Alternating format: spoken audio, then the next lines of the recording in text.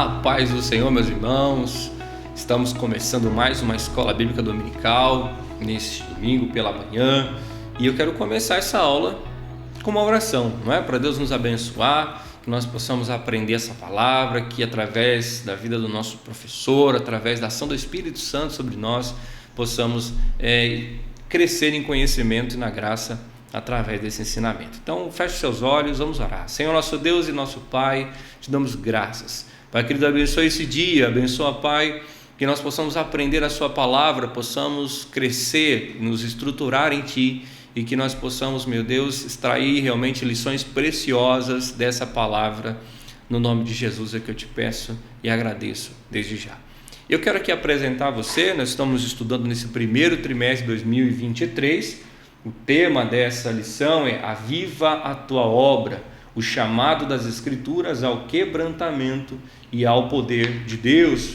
Nós estaremos estudando hoje a lição de número 8, que o tema é o avivamento espiritual no mundo. Nosso texto áudio, meus irmãos, você pode acompanhar na sua lição e pode acompanhar também na sua revista, que está em Ezequiel capítulo 47, o versículo 5, que diz assim: E mediu mais 1000, e era um ribeiro que eu não podia atravessar, porque as águas eram profundas, as águas que se deviam passar a nado, ribeiro pelo qual não se podia passar. A nossa verdade prática diz: somente por intermédio do movimento do Espírito Santo, o mundo pode experimentar o verdadeiro avivamento espiritual. A nossa leitura bíblica em classe, que é o tema, o assunto que nós estaremos abordando, está em Ezequiel capítulo 37, versículo 7 ao 10, e depois o 47, capítulo 47, versículo 1 ao 5 e o versículo 9, que diz assim, acompanhe essa leitura, como disse na sua Bíblia ou na sua revista. Ezequiel 37, versículo 7 diz: Então profetizei como se me deu ordem, e houve um ruído enquanto eu profetizava. E eis que se fez um rebuliço, e os ossos se juntaram, cada osso ao seu osso. E olhei, e eis que vieram nervos sobre eles, e cresceu a carne, e estendeu-se a pele sobre eles por cima, mas não havia neles espírito. E ele me disse: profetiza ao espírito, profetiza, ó filho do homem, e diz ao espírito: assim diz o Senhor Jeová, vem dos 4 ventos, ó espírito, e assopra sobre esses mortos, para que vivam. E profetizei como se me deu ordem. Então o Espírito entrou neles, e viveram, e se puseram em pé, um exército grande e extremo. Agora Ezequiel capítulo 47, versículo 1. Depois disso fez voltar à entrada da casa, e eis que saíam umas águas debaixo do umbral da casa, para o oriente, porque a face da casa olhava para o oriente. E as águas viam de debaixo, desde a banda direita da casa, da banda do sul do altar. E ele me tirou pelo caminho da porta do norte, e me fez dar uma volta pelo caminho de fora, até a porta exterior, pelo caminho que olha para o oriente. E eis que corriam umas águas desde a banda direita. Saiu aquele homem para o oriente, tendo na mão um cordel de medir, e mediu 1000 côvagos, e me fez passar pelas águas, águas que me davam pelos tornozelos, e mediu mais 1000, e me fez passar pelas águas, as águas que me davam pelos joelhos, e mediu mais 1000, e me fez passar pelas águas, águas que me davam pelos ombros, e mediu mais 1000, e era um ribeiro que eu não podia atravessar, porque as águas eram profundas, águas que se deviam passar a nado, ribeiro pelo qual não se podia passar.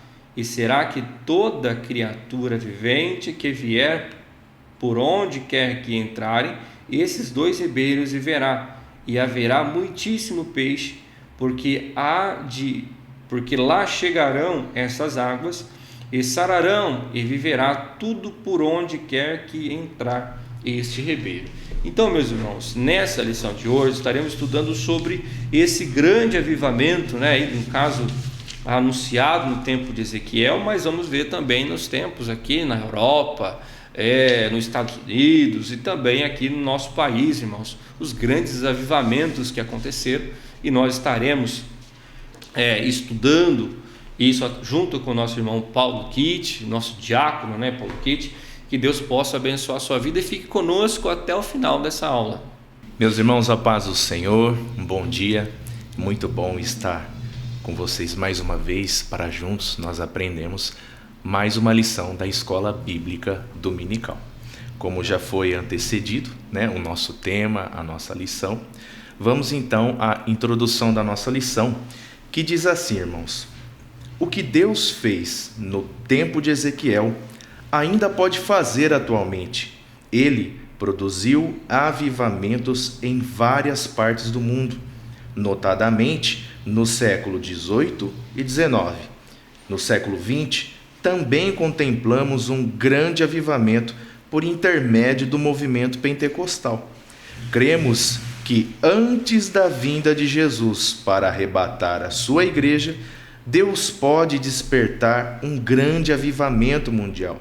Nesta lição, a partir de Ezequiel capítulo 37, que fala a respeito do vale de ossos secos, e capítulo 47, que fala das torrentes das águas purificadoras, estudaremos os avivamentos espirituais que ocorreram no mundo. Bem, vamos partir para o nosso primeiro tópico de número 1, o avivamento no tempo de Ezequiel. Subtópico número 1, calamidade e restauração de Israel. Vamos iniciar fazendo uma leitura na palavra de Deus em Ezequiel capítulo 6, o versículo 3 ao 5, que diz assim: E dirás, monte de Israel, ouvi a palavra do Senhor Jeová.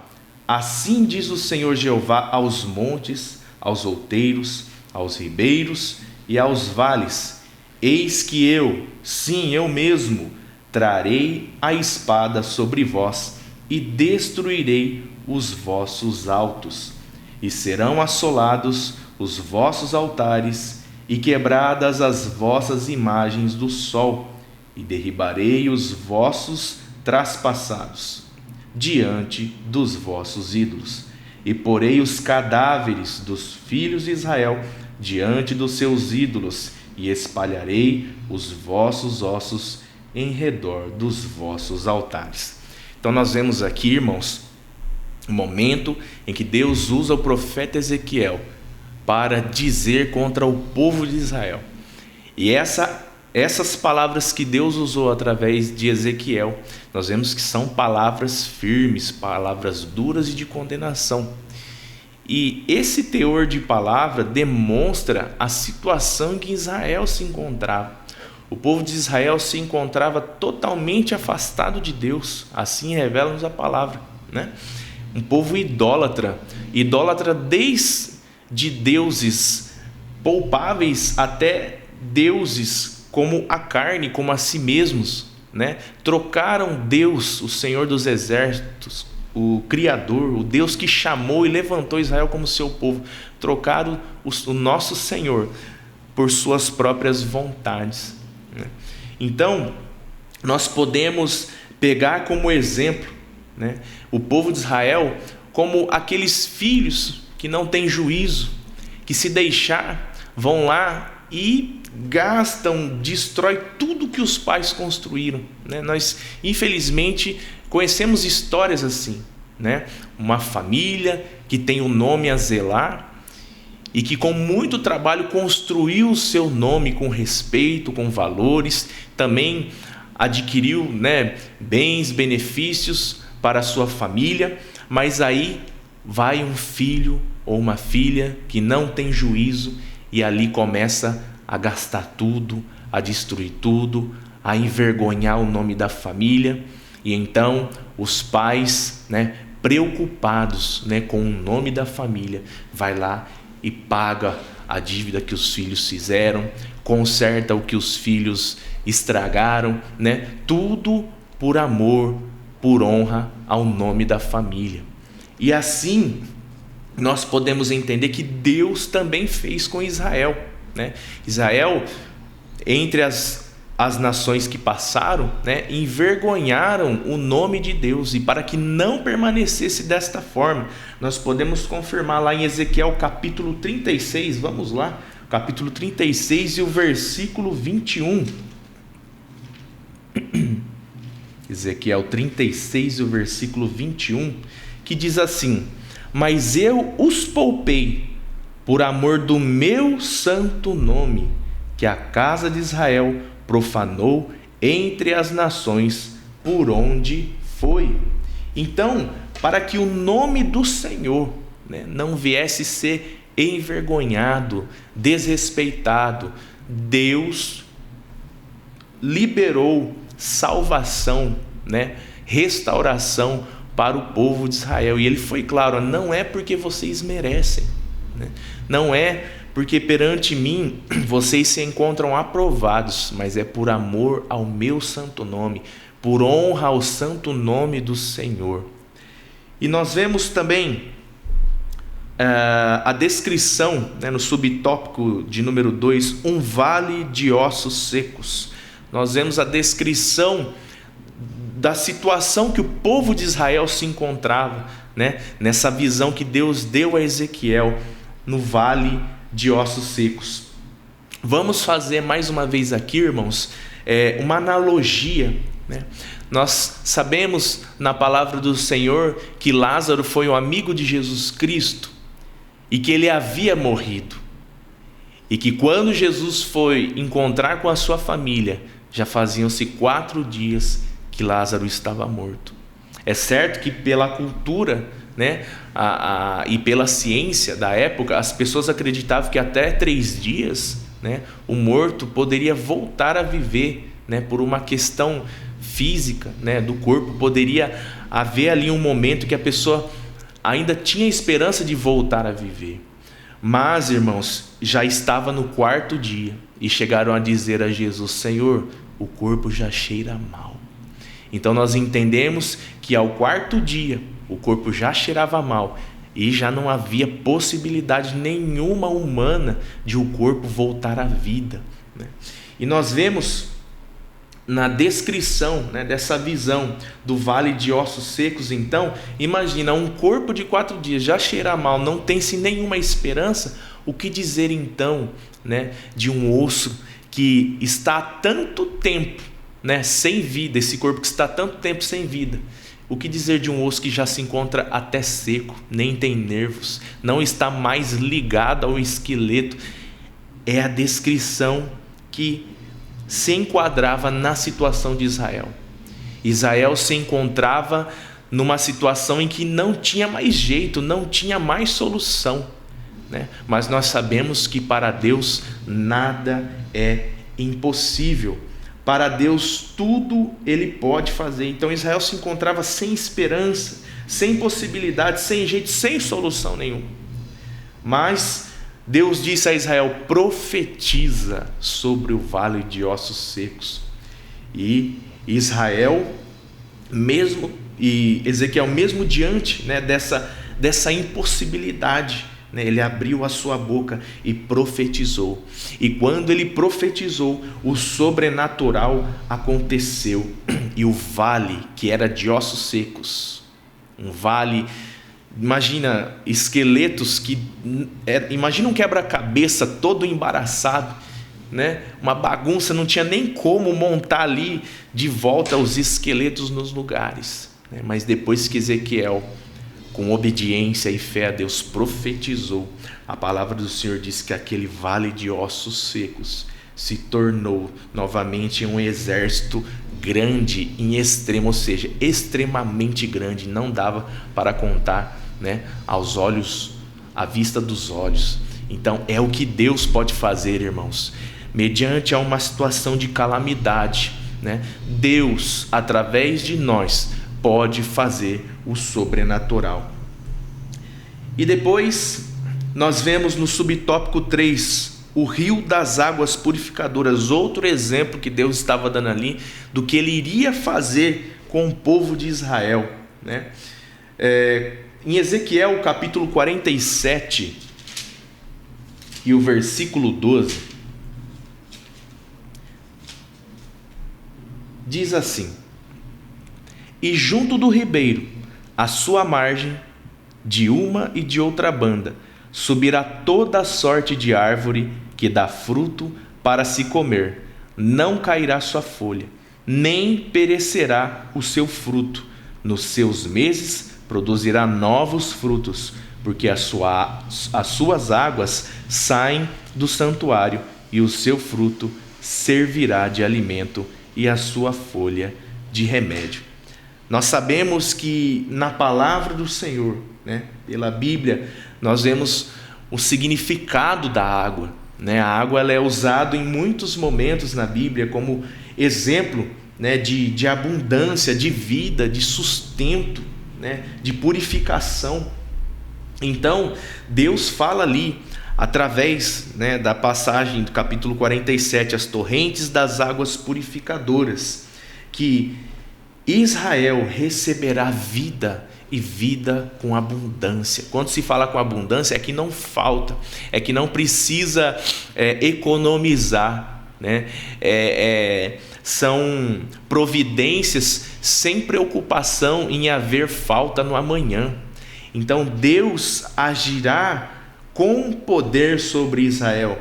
Então não somente ressuscitará, não somente restaurará, mas fará uma nação abundante, que não haja falta de nada e que terá tudo no seu tempo certo. Vamos pegar outros exemplos na Bíblia também a respeito da água, Jeremias capítulo 17, o versículo 7 e o 8. Jeremias capítulo 17, o versículo 7 e o 8. Diz assim a palavra do Senhor: bendito o varão que confia no Senhor e cuja esperança é o Senhor, porque ele será como a árvore plantada junto às águas, que estende as suas raízes para o ribeiro e não receia quando vem o calor, mas a sua folha fica verde, e no ano de sequidão não se afadiga, nem deixa de dar frutos. Amém? Então nós vemos exemplo o quê?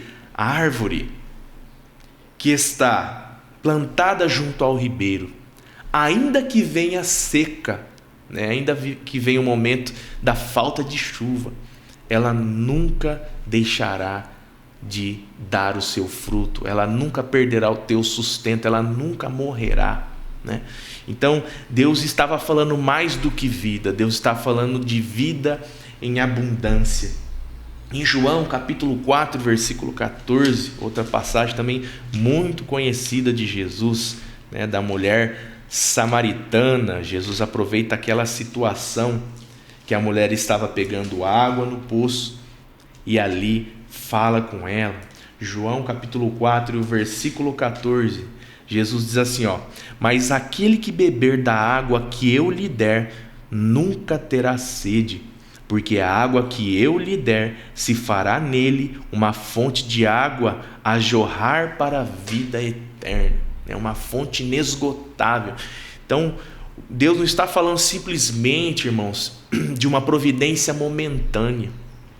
Deus está falando de fazer algo sobrenatural que nunca venha faltar. Então nós vemos pela palavra que quando nós estamos no Senhor, nada nos faltará.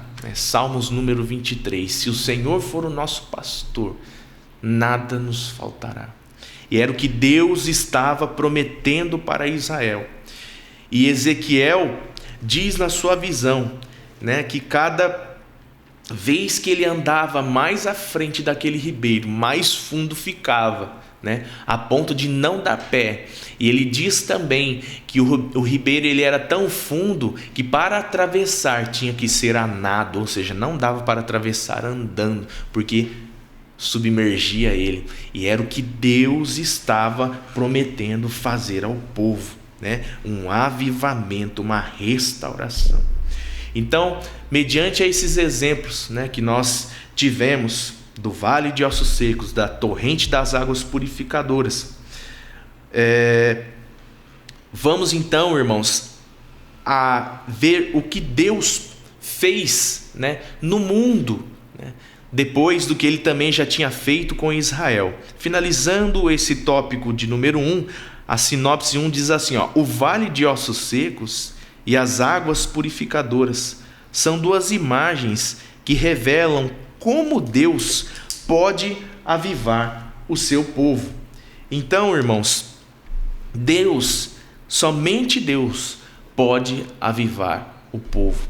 Não é pelas mãos humanas, não é pelo nosso conhecimento, não é pelas nossas liturgias, mas é somente com a ação do Espírito de Deus que o pecador se arrepende do pecado, que Deus levanta o homem do monturo, que Deus restaura a vida, enche de poder, enche de unção e usa o homem para fazer grandes coisas na presença dele. O nosso tópico de número 2 tem por título Os Grandes Avivamentos no Mundo. Nós não precisamos, irmãos, ir longe, né, para saber de avivamentos, de grandes avivamentos que Deus tem feito, né? Se nós pegarmos dentro da nossa própria igreja, né, nós podemos recordar de momentos em que Deus tem avivado a igreja, né? Então, nós vamos tratar aqui de avivamentos que fizeram história no mundo, né? Avivamentos pós-bíblicos, né, que fizeram história no mundo. E nós temos um exemplo na Europa, na Alemanha, com a pessoa do conde Zinzendorf. A história dele diz que ele deu refúgio a milhares de perseguidos religiosos e ele alavancou, né, ele ajudou a alavancar a obra missionária tão esquecida naquela época, né? Os irmãos percebem que o ser humano, ele sempre está vivendo um avivamento depois um período de silêncio, né? Isso mostra o quê? A situação do ser humano, a inconstância e o quanto que o ser humano precisa de Deus. É só o ser humano se desviar da presença de Deus, se esquecer de Deus, né, que o avivamento ele se esfria.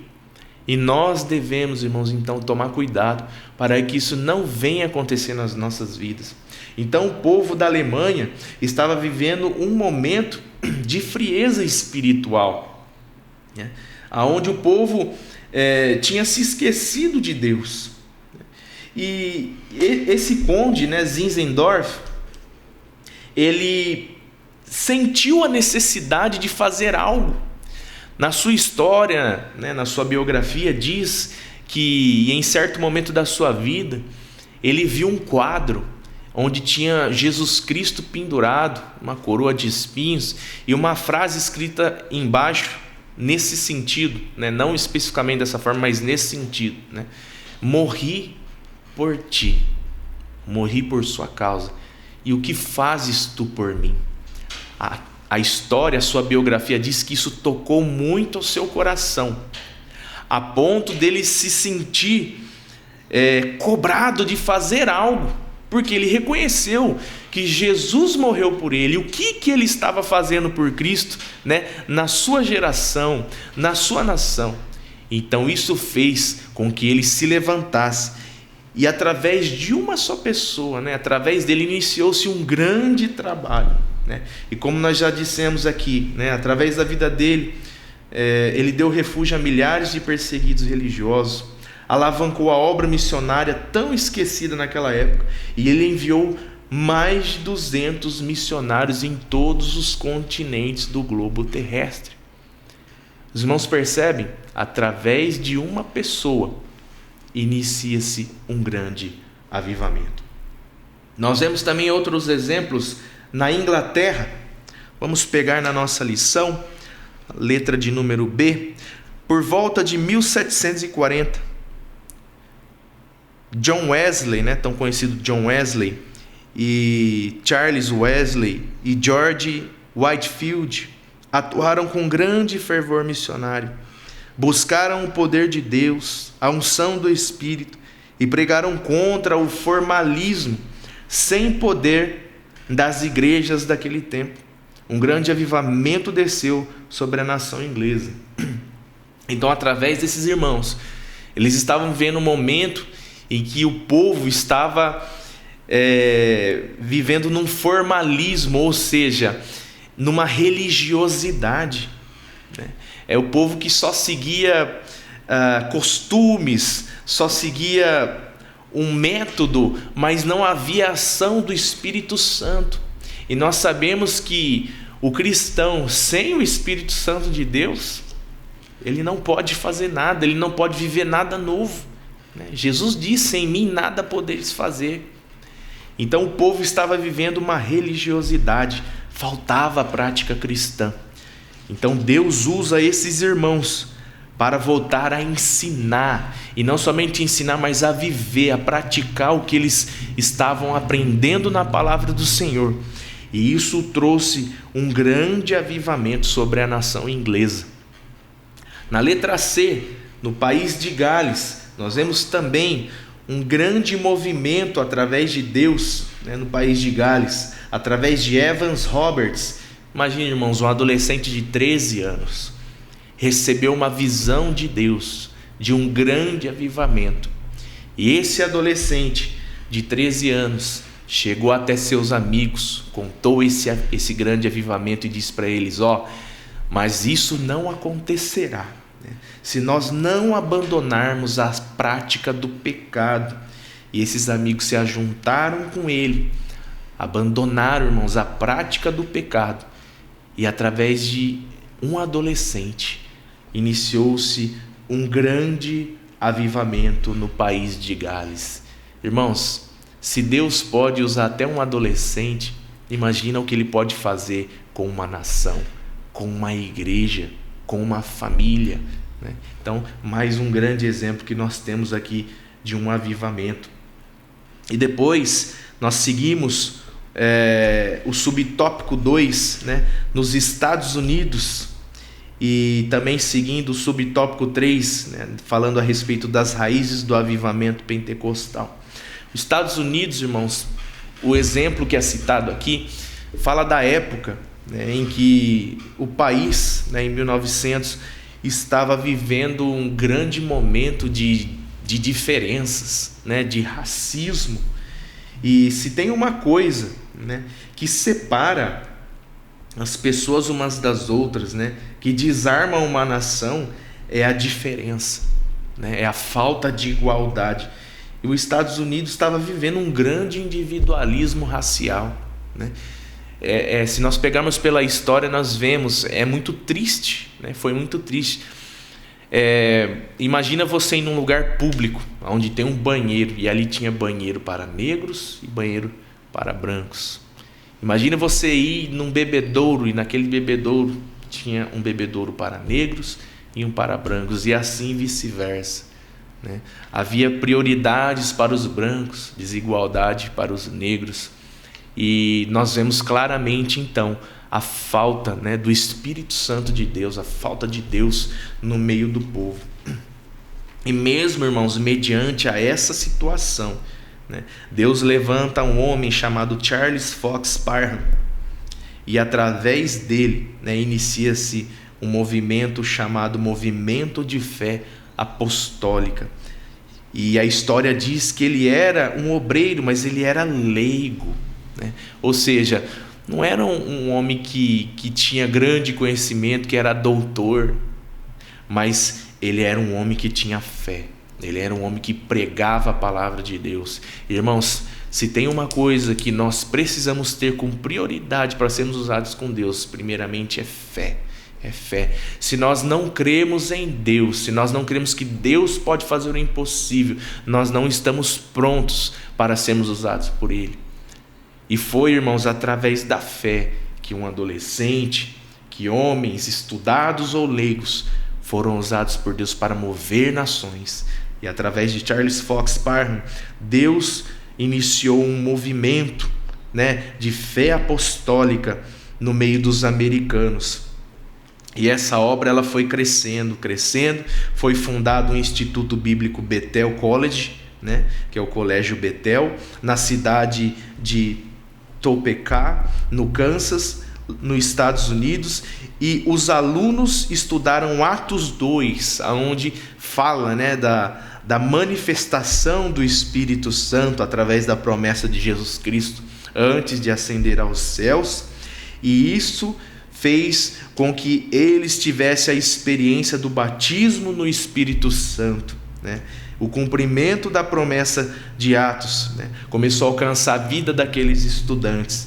E no crescimento dessa obra, irmãos, um ano depois, em 1901, em Houston, lá em Texas, um pastor negro, filho de escravos da Louisiana, William Joseph Seymour, pertencente ao grupo Santidade, foi atraído pelo movimento de fé apostólica iniciado por Parham, né, o pastor Charles Fox Parham. Então olha só, Deus, ele vai fazendo com que a obra cresça, com que se multiplique, né, vai criando discípulos, né, e vai se multiplicando, a ponto de que esse pastor William foi batizado com o Espírito Santo, né, com evidências das línguas estranhas. E esse ano ele foi considerado o ano do início do movimento pentecostal moderno, até acontecer, né, aquele grande evento tão conhecido da história, né, dos tempos modernos, o avivamento na rua Azusa. Foi onde Deus manifestou poderosamente, né, a sua presença num culto em que os irmãos estavam, e isso foi se espalhando entre as nações, né? E o movimento pentecostal foi sendo conhecido até chegar, né, aqui no Brasil, onde nós somos um povo pentecostal. E nós sabemos que ser pentecostal não é somente falar em línguas estranhas, mas é ver poderosamente o agir do Espírito Santo, com transformação, com poder, com cura, com perdão do pecado, né, com milagres e maravilhas. É isso que nós cremos, né, através do movimento pentecostal. Então, assim, irmãos, Deus também tem agido, né, através da nação americana. E a sinopse 2 diz assim: grandes avivamentos marcaram a Europa, impactaram os Estados Unidos e formaram as raízes para o avivamento pentecostal. E mais uma vez eu quero repetir aqui, os irmãos perceberam? Não precisou de um grande movimento para isso. Precisou necessariamente de uma pessoa disposta, uma pessoa consciente da necessidade da obra, para que Deus pudesse, através dela, fazer um grande movimento, um grande trabalho, um grande avivamento. E assim nós vemos também nas histórias da Bíblia, né? Deus iniciou o grande trabalho de Israel através de Abraão. Depois de Abraão veio Isaac, depois veio a Jacó, depois veio a José, depois veio a Moisés. Então, irmãos, Deus sempre está à procura de um homem, de uma mulher disposto, disponível, consciente para através dele, para através dela, fazer-se um grande trabalho. Então que possamos estar dispostos, disponíveis para isso. E agora finalizando no tópico de número 3, que tem por título Os avivamentos mudam a história. Subtópico de número 1, impactos no mundo. Nós vemos nesse tópico: os maiores avivamentos no mundo trouxeram impactos profundos na política, na economia e na cultura. Então nós precisamos entender, irmãos, que se nós queremos que a nossa nação mude, né, que a economia seja impactada, a política seja impactada, a nossa cultura seja impactada, é necessário um avivamento da parte de Deus. E para ver um avivamento nós temos que pregar o Evangelho, nós temos que trabalhar com estratégia, nós temos que estar dispostos a Deus, a fazer a sua vontade e não a nossa vontade. E o texto segue dizendo: só um verdadeiro avivamento espiritual, não material, um verdadeiro avivamento espiritual, remove o pecado da divisão de quaisquer espécies.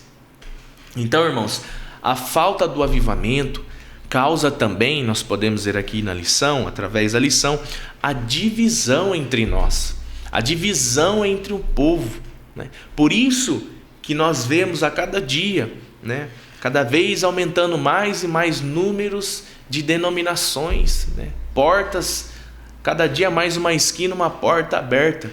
É bom sim, com certeza, como o apóstolo Paulo diz, que importa que pregue o evangelho, mas não é bom, irmãos, que haja divisões, né? Porque a falta de amor, né? A falta do avivamento causa separação, causa divisão, porque é a falta da manifestação do Espírito Santo de Deus no meio do seu povo. Então que nós possamos tomar isso como aprendizado, como consciência de que não tem como Deus impactar uma nação se não houver um avivamento, se não houver a presença, a manifestação do Espírito de Deus no meio do povo. E o subtópico 2 diz assim: a geração depois dos avivamentos. O texto diz: os instrumentos de Deus que incendiaram nações passaram, e seus sucessores não tiveram o mesmo ímpeto em manter o fogo aceso.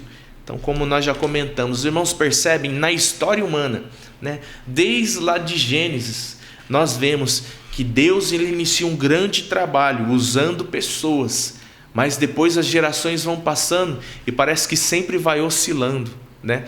O grande trabalho vai diminuindo, às vezes até acabando, e depois Deus procura um fiel, Deus procura uma pessoa disposta, e através dessa única pessoa Deus levanta novamente um grande trabalho, um grande avivamento, e depois torna de novo. Os irmãos percebem a situação do ser humano.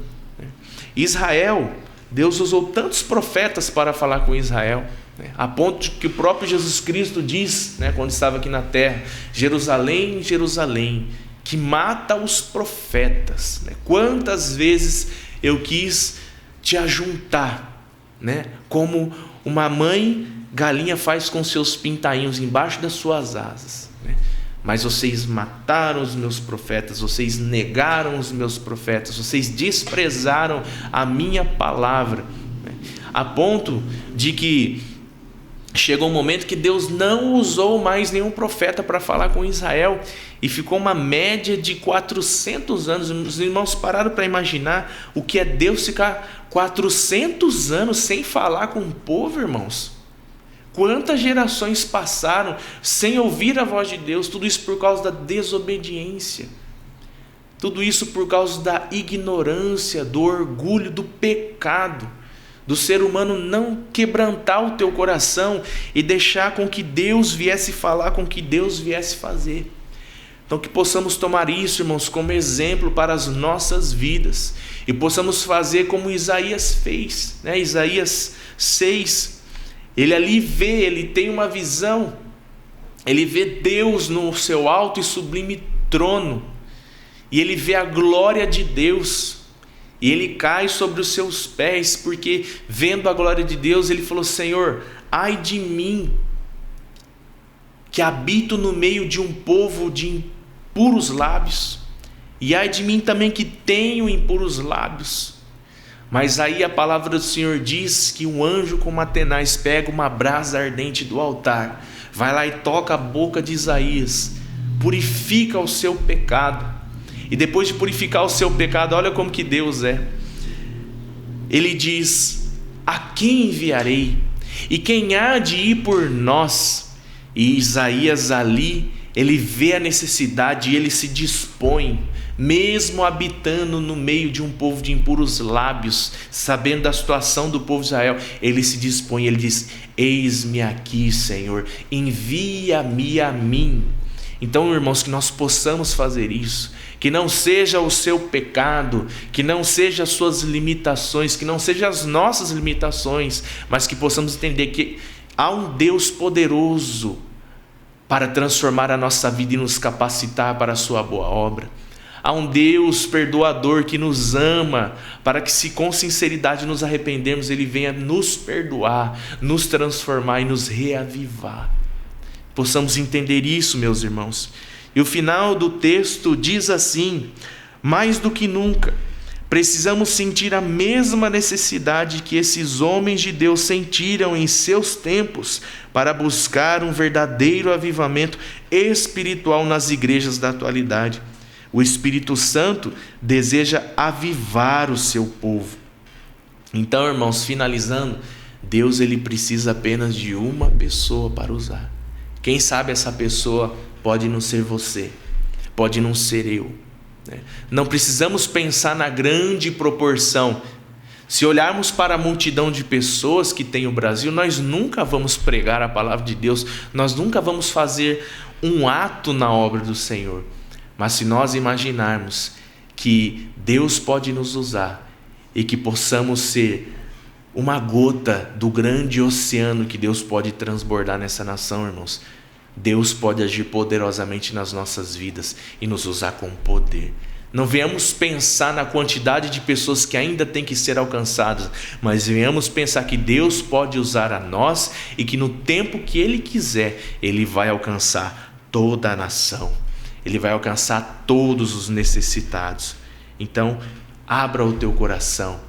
Deixa Deus te usar. Não olhe para a multidão, não olhe para o tamanho do trabalho, mas olhe para Deus, que é grande e poderoso, para agir e fazer como Ele fez na vida desses irmãos que nós já citamos aqui, como Ele fez na vida do profeta Ezequiel, do profeta Isaías, do profeta Jeremias. Deus pode usar aquele que estiver com o seu coração disposto, disponível. A sinopse número 3 diz assim: ao longo da história, os avivamentos espirituais impactaram o mundo em diferentes modos: cultural, político e econômico. E agora, para finalizarmos, vamos ler a conclusão, que diz assim: Deus deseja operar nas igrejas no mundo, promover um poderoso avivamento espiritual que sacuda as estruturas eclesiásticas e denominacionais. Entretanto, é preciso buscar o batismo no Espírito Santo com perseverante fervor, que haja sinais, milagres, prodígios e maravilhas em nome de Jesus. Que o Espírito Santo sopre o avivamento espiritual e que o uso abundante dos dons espirituais seja real e abundante em nossos cultos. Irmãos, para finalizarmos então, lembre-se sempre disso: quem não conhece a Deus nunca vai ter experiência com Ele e nunca vai saber o que Ele pode fazer na vida do mais pobre pecador. Então, que possamos conhecer e prosseguir em conhecer a Deus, para que Ele venha fazer grandes obras no nosso meio e possamos ser usados por Ele. Amém? Eu quero te agradecer por você ficar até conosco nesse momento da lição, e que Deus continue abençoando a todos os irmãos e irmãs que são alunos da escola dominical. Obrigado, Deus abençoe a todos, a paz do Senhor. Graças a Deus, meus irmãos, que aula tão maravilhosa, tão importante para os nossos dias, né? Que esse grande avivamento venha sobre nós, que nós possamos desfrutar, irmãos, dessas grandes bênçãos de Deus, a qual nós estudamos hoje, esses avivamentos que aconteceram ao redor do mundo. Meus irmãos, eu quero aqui agradecer pela vida do nosso professor, agradecer também pelos nossos alunos, e eu quero aqui ressaltar junto aos irmãos as contribuições. Está passando aí na tela do seu visor aí as contas da igreja, o Pix da igreja. Meus irmãos, vamos contribuir com alegria, né, para a manutenção, para o crescimento da obra do Senhor, para o desenvolvimento da igreja. É muito importante que nós contribuímos, né, meus irmãos.